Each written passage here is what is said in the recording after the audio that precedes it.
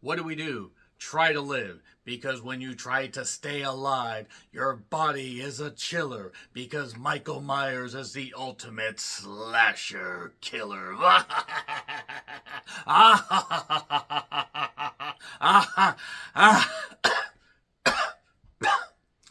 I'm John Renton with the retro review of Halloween H20. No, not the Curse of Michael Myers or Halloween Resurrection. But yes, I have this collection, Halloween H20.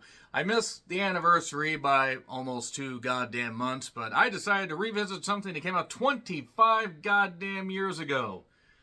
Jesus fucking Christ, I'm so goddamn old I can't believe it. But yes, in case you don't know, Halloween H20 is a sequel to, wait for it, a bit shocking, Halloween.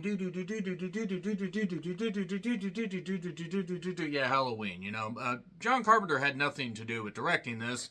This was directed by Steve Myer, or Steve Miner, that is. He might have been mired in controversy after doing Texas Rangers a couple years after this. That was not very good, but I imagine he was probably forced at almost gunpoint to do that because you'd have to be to have anything to do with Texas Rangers. He did do Lake Placid a year after this. He's done television. Check out his IMDb page for the full list of his work.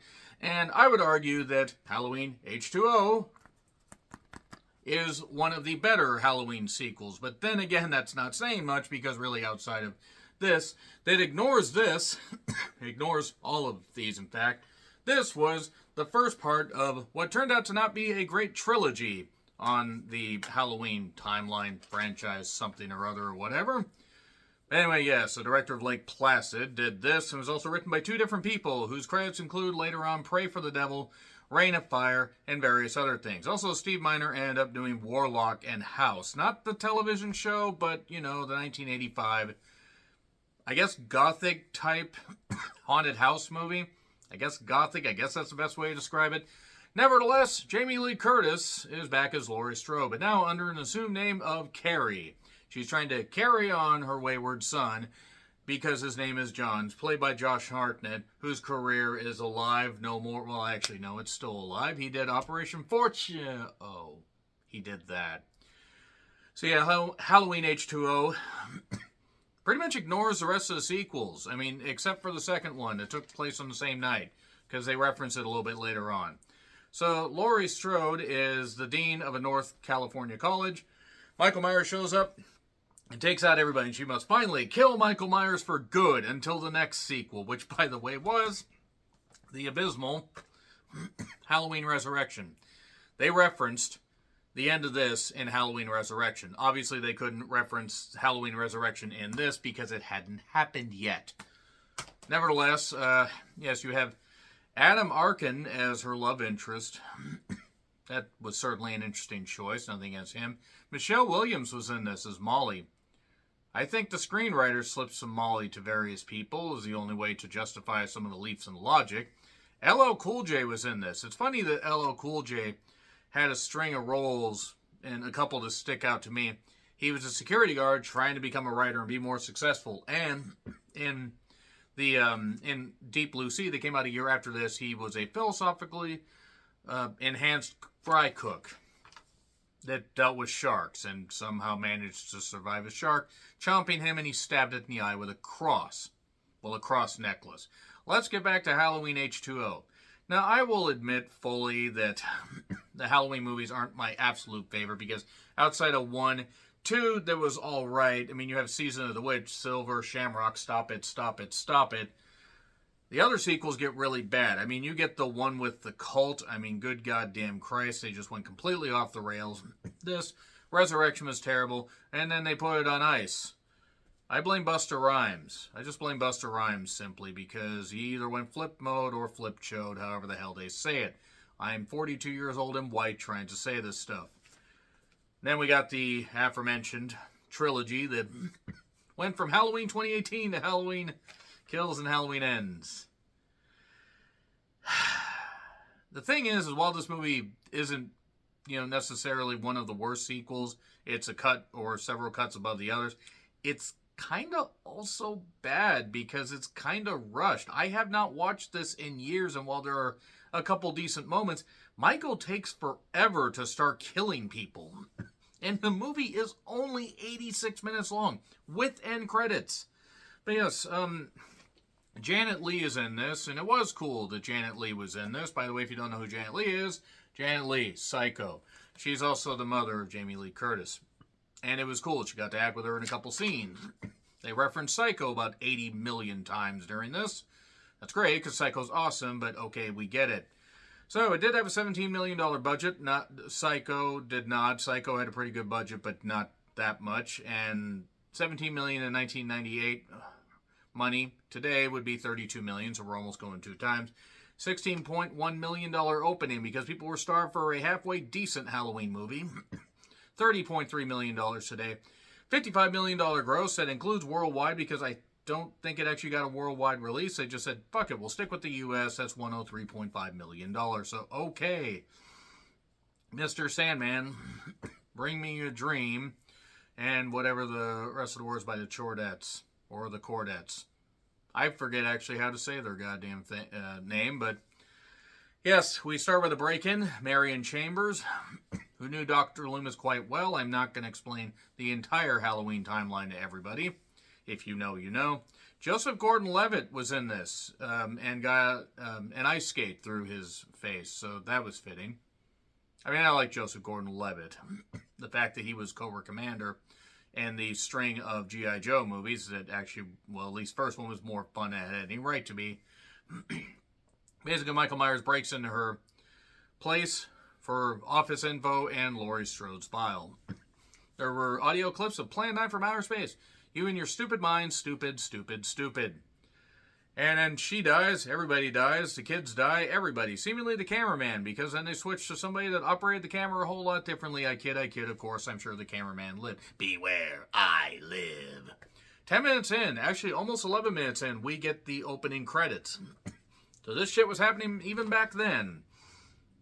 Laurie is still haunted by Michael. John, her son, is trying to help her out.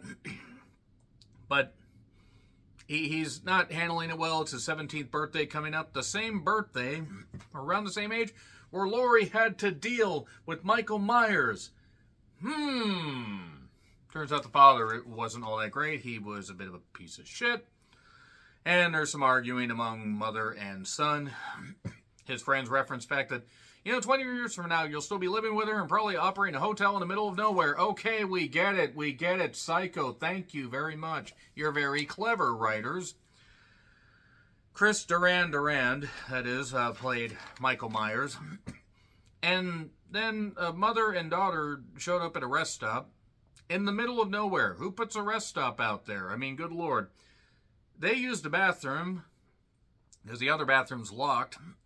And then Michael Myers breaks in and takes her purse and runs off with the car after he left the car that ran out of gas at that rest stop.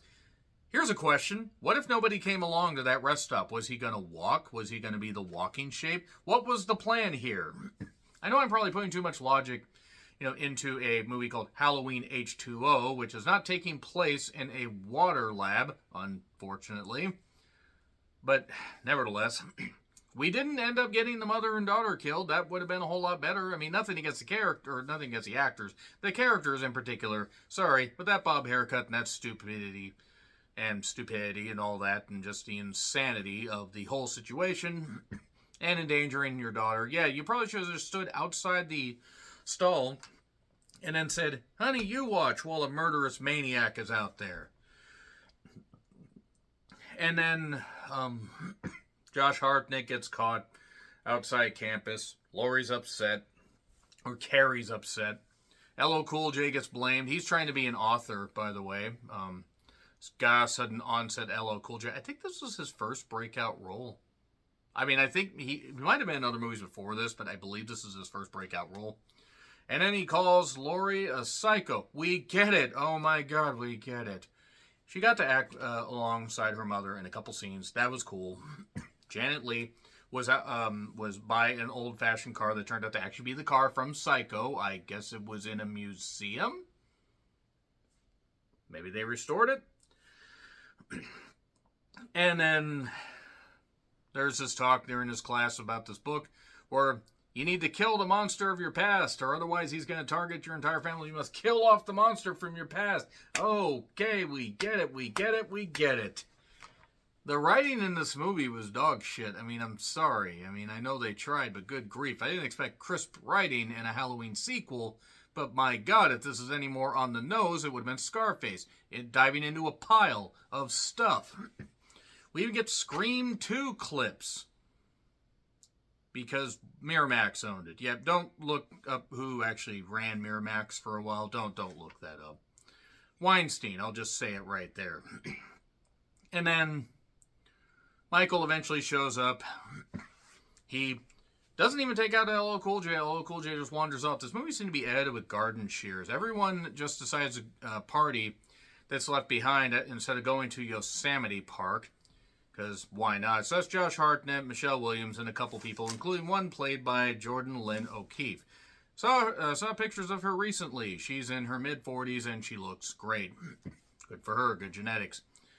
Also, there's a side thing with Adam Arkin and Jamie Lee Curtis. I mean, who wouldn't want to have been with Jamie Lee Curtis at that point? Or now. She still looks great. My point is this movie kind of limped along.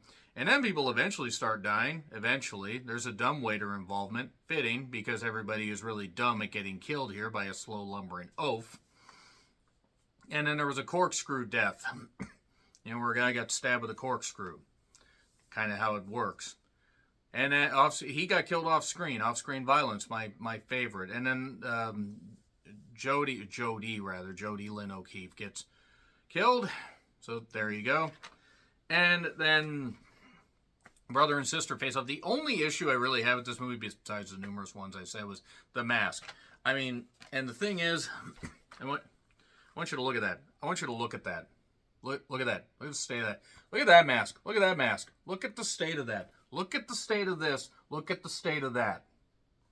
Yeah, whoever came up with that, they're like, we'll just phone everything in and nobody will care. They'll come out for a Halloween movie.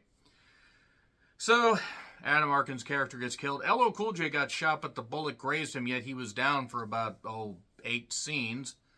And then she manages to stab him multiple times, Michael Myers, that is. And LL Cool J comes back to life. He's dead, don't worry. But then, she takes the body, in the ambulance. That's a van that apparently was used to sneak people over certain plots of land. I'll just say that much right there. Good God, why would you use a van like that for hauling bodies? But then she gets in a wreck because Michael comes back. So they fall down a hill. He's out the window. They fall down a hill. The van smashes him and pins him kind of in a like between a tree, but yet somehow he's still okay. He gets loose and he's reaching out for her. And then what ends up happening is she chops off his head, and that's it. That's it for the movie. She's committed a bunch of crimes like theft and everything and all that stuff. But at least she killed Michael Myers, except she fucking didn't, because in Halloween Resurrection, it's revealed that Michael Myers found a guy, used him, put tape over his mouth, and used him as a dummy or as a decoy so he could escape. What? Because if you notice, Michael Myers' eyes look all different because he used another guy. Because Michael Myers is apparently smart like that and can just do that stuff. And, the more I think about Halloween H20, the less I like it.